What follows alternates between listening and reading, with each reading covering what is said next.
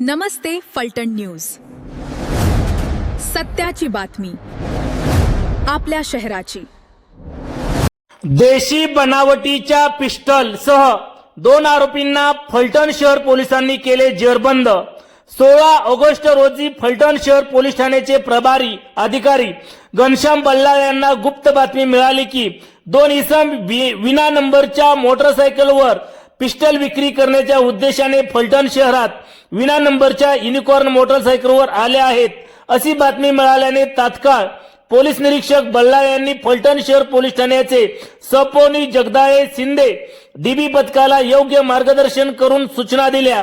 त्याप्रमाणे फलटण शहर पोलीस ठाण्याच्या पथकाने सापळा रचून स्टेट बँक ऑफ इंडिया शाखा फलटण जवळ एका विना नंबरच्या युनिकॉर्न मोटरसायकलवरून आलेल्या 2 इसमांना ताब्यात घेऊन त्यांची अंगझडती केली असता मोटरसायकलवर पाठीमागे बसलेल्या इसमाचे कमरेला खोचलेले एक देशी बनावटीचे पिस्टल व पिस्टलच्या मॅगझिन मध्ये एक जिवंत काडतूस मिळून आल्याने पोलिसांनी पिस्टल जप्त करून आरोपींविरोधात फलटण शहर पोलीस ठाण्यात गुन्हा दाखल केला आहे।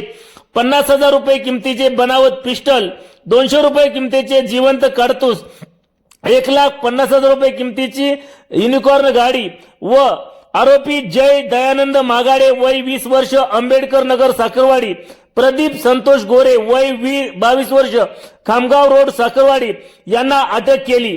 जिल्हा अधीक्षक निखिल पिंगळे, पोलीस अधीक्षक अप्पर पोलीस अधीक्षक वैशाली कडूकर, डीवायएसपी धन्यकुमार गोडसे यांच्या मार्गदर्शनाखाली पीआय घनश्याम बल्लाळ, सोपोनी मिट्टू जगदाळे, एसवी शिंदे, डीबी पथकाचे पोलीस हवालदार संतोष नाळे, मुकेश घोरपडे, जितेंद्र टिक्के, अतुल बडे यांनी या कारवाईमध्ये सहभाग घेतला।